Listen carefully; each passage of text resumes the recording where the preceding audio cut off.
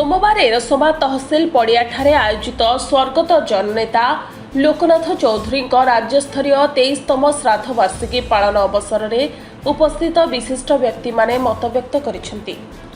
लोकनाथ चौधरी स्मृति committee सभापति विशिष्ट communist नेता शशिभूषण स्वाईं अध्यक्षतार आयोजित यह श्राद्ध उत्सव में सीपीआई जातीय परिषद संपादक रामकृष्ण पंडा मुख्य अतिथि भाव में जोगदे एक नुआ देश गठन पाई लोकनाथ चौधरी आदर्श अनुप्राणित होबार आवश्यकता रही बोली कहते।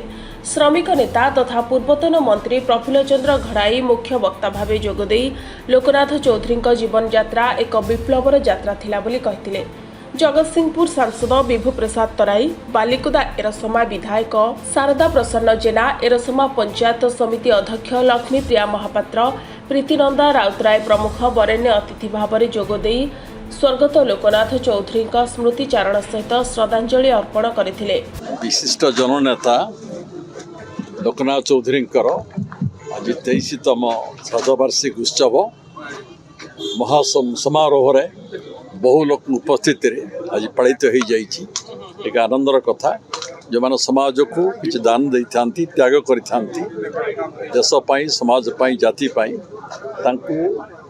पूज्य पूजा उत्सव करने दरकार आज करा मोर सौभाग्य लोकनाथ चौधरी सांगे काम कर सुजोग पाई निकटू देखी नीति आदर्श को भल भाव में अनुभव कर विधानसभा में देखी ओडिशार विभिन्न निछक समस्या बहु प्रसंग को उपस्थापन करती, जो भाषा संयोजना जो शैली उपस्थापन करती विधानसभा भारी भारी पड़ जाए।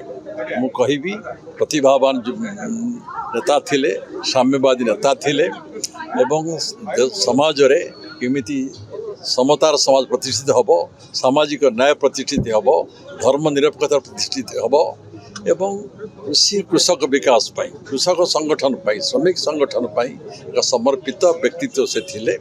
ओजस्वी भाषण दियंती केवल विधानसभा नुह राज्य लोकसभा पार्लियामेंट एपरी आपण केबीके अंचल कलाहांडी बलांगीर कोरापुट अंचल लोक मानकर आर्थिक स्थिति करुण कहानी एपरी उपस्थापन करथिले पार्लियामेंट रे भारत में चहली खेली जाइथिला एवं दाबी करथिले अनशन भी 21 दिन करथिले जहाँ फल केबीके स्वतंत्र अंचल होता स्वतंत्र बजेट टका दि जाइथिला जो केबीके परवर्ती अवसर अर्थ दि जाउछि।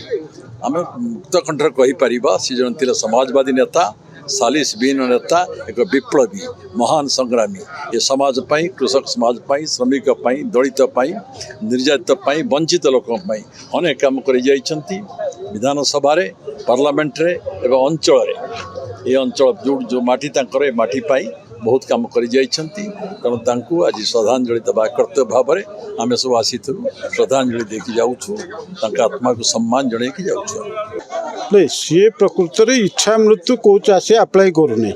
चाषी तो बर्तमान तार धान अमल क्षेत्र में 3100 टंका क्विंटाल पिछा पाइला। चाषी तो बर्तमान प्रधानमंत्री किसान निधि योजना, मुख्यमंत्री किसान निधि योजना लाभवान है। चाषी मान को बर्तमान से विभिन्न जंत्रपाति सरकार सब्सिडी दौर। चाषी के इच्छा मृत्यु वर्ण करूना। मोटामोटी भाव में जो समय लोकनाथ चौधरी ये अंचल नेतृत्व नहीं से समय चाषी मानकर घोर अभाव थिला एवं चाषी माने सेतेबेले प्राकृतिक विपर्य को सांघातिक भाव में सामना करुथिले। सेतेबेले चाषी माने किभली निरापद भाव में चाष करिवे सेथिपई घेरीबंध तैयारी करिवार स्वप्न लोकनाथ चौधरी देखी कार्य परिणत करते। अपरपक्षे जो पारादीप बंदर है कुजंग अंचल चाषी की प्रभावित करते जे महाकालपड़ा अंचल चाष किभली से माने जमीर मालिक हेबे एवं अधिक परिमाण शिल्प हो गला पर से माने बंचिबे। अपरपक्षे मेहनती मनीषर से नेता थिले एवं श्रमिक मानक पई काम करुथिले। अपर पक्षरे सी जो चिंताधारा रखिथिले ये अंचलर विकास सहित किभली भारतवर्ष रे एवं आम ओडिशा रे गरीब लोक मानकर विकास हम से चिंता करुथिले। एरसमारू राकेश सुतारଙ୍କ रिपोर्ट सनस्टार टीवी।